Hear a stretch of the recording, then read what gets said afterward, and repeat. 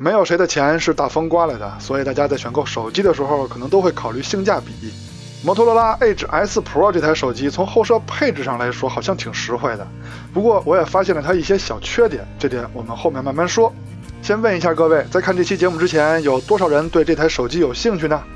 有兴趣过打1，没有兴趣打2。前2期节目我们聊的都是手机后摄的真与假的问题，不过说到底呢，这是一个性价比的问题。说到性价比，有一台手机在我心里一直觉得它挺有性价比的，那么就是摩托罗拉的 Edge S Pro。这2天我上网一看呀，它还又降价了，那干脆就买来聊聊它呗。我们呢是聊摄影、聊影像的节目，在节目中呢我们会拍摄一些摄影作品，用手机去拍摄。这个环节的目的呢，就是希望大家也用你的手机多出去走走，拍摄好看的照片。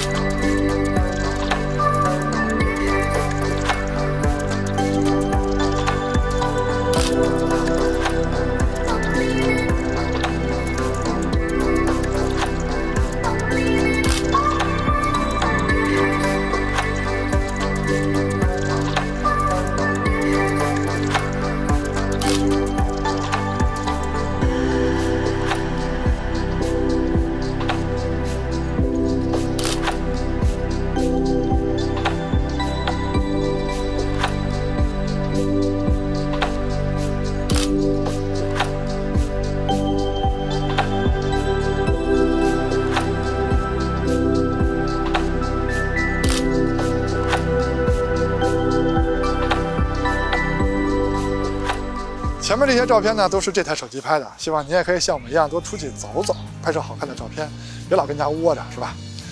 欢迎收看 ZPH， 我们的节目呢是聊手机、聊摄影、聊手机摄影。这期我们聊聊这台手机，摩托罗拉的 Edge S Pro。如果你喜欢我们的节目，记得点赞加关注，支持我们啊，因为这样对我们帮助很大。那么下面我们就来好好聊聊这台手机在影像方面的特点。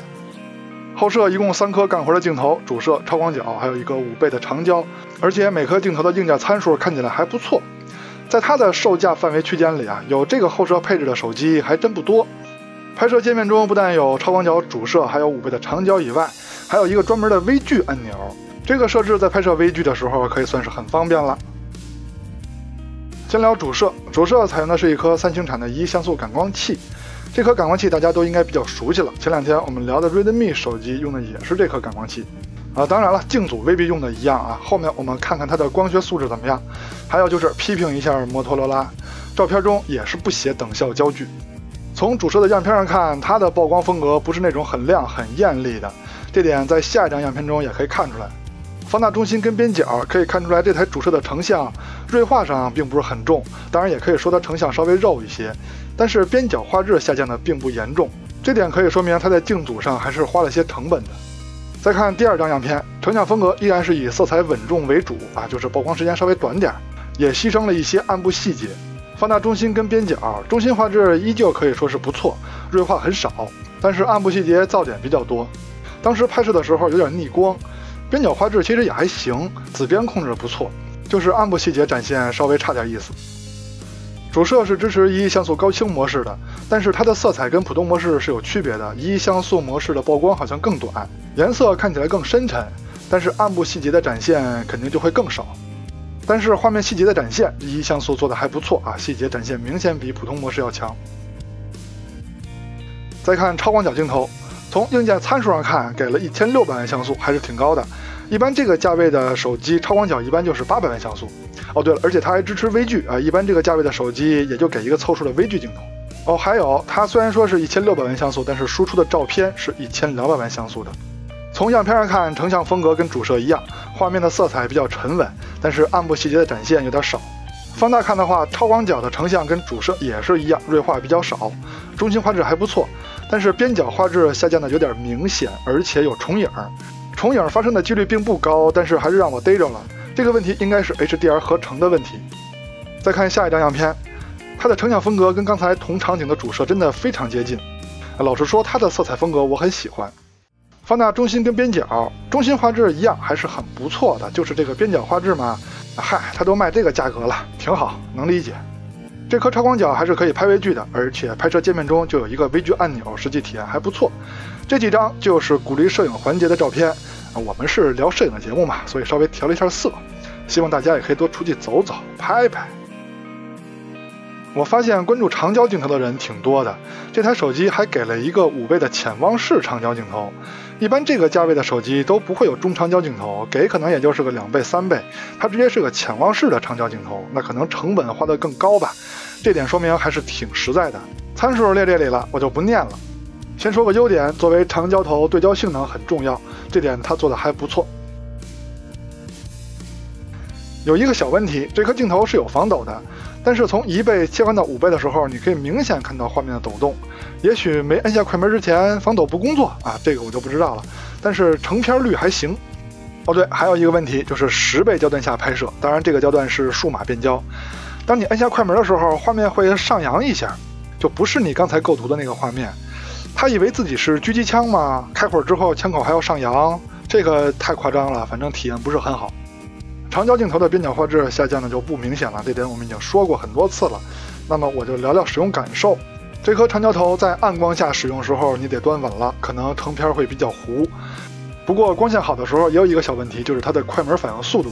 当你按下快门键的时候，拍摄总要慢半拍。比如说拍摄这种野生的烤鸭，它跟真烤鸭不一样，它总爱固有，它总爱动。比如说你取好景以后按下快门，它并没有拍照，鸭子还在往前动，取景也得跟着鸭子一起动。但你又不能预知它往哪边动，所以你就得快速的跟。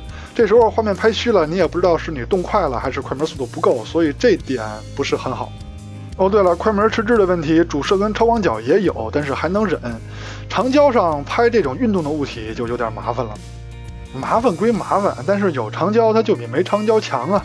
像现在你们看到的这些照片都是用长焦镜头拍的，那如果没长焦，那还拍什么呀？再说卖这个价格的 Edge S Pro 能给你一颗5倍的潜望式长焦镜头，也就不错了。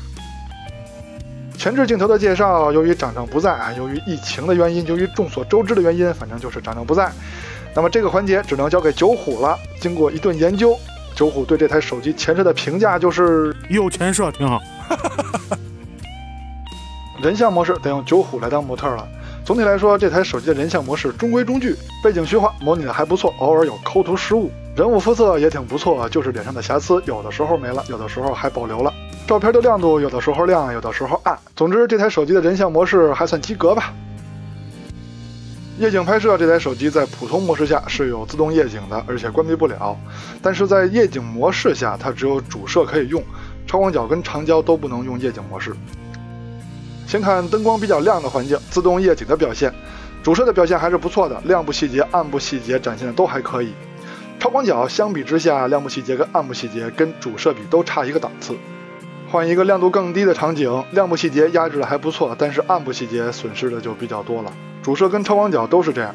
再换一个场景，亮度又稍微暗了一些，同样的还是亮部细节保留的比较不错，暗部细节损失的比较多。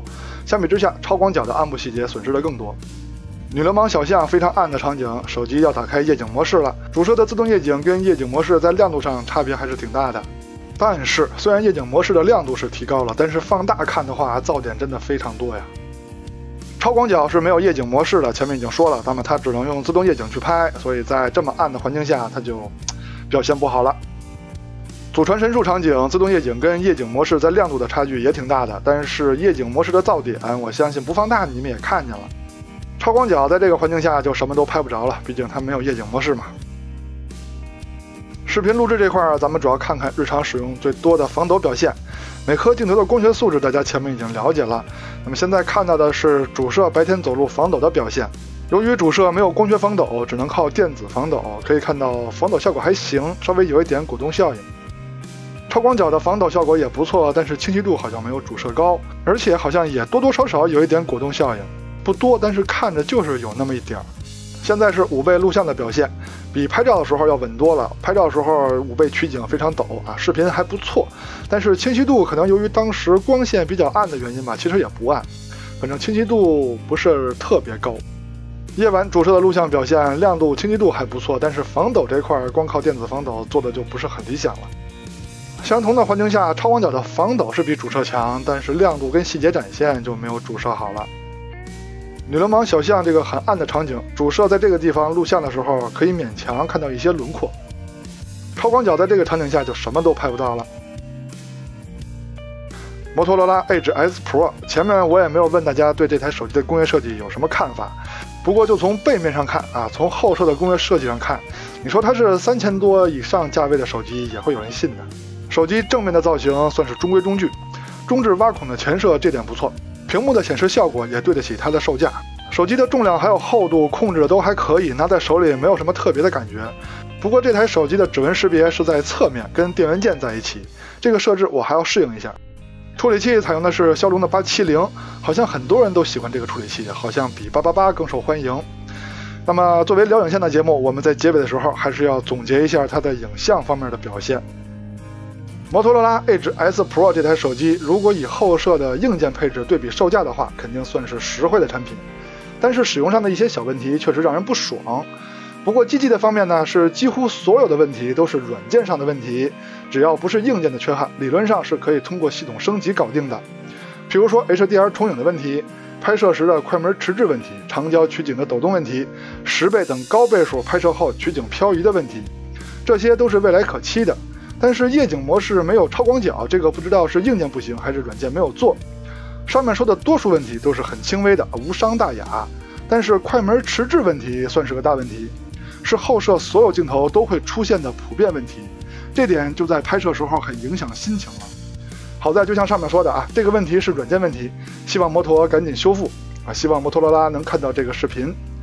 光学素质方面，也就是硬件不是通过软件升级可以搞定的部分，Edge S Pro 做的还不错，主摄的光学素质可以算是优秀，超广角的视角也够，而且感光器的像素也高，还可以拍微距，不是用的那种凑数的微距镜头，5倍长焦的对焦性能也不赖。所以说这台手机在硬件上的表现可以说在这个价位段很不错了。OK， 到结尾了啊，希望上面的内容呢对您有帮助。那么结尾呢，我们会再放一下这台手机拍摄的摄影作品，记得点赞加关注啊。我们下期节目再见，拜拜。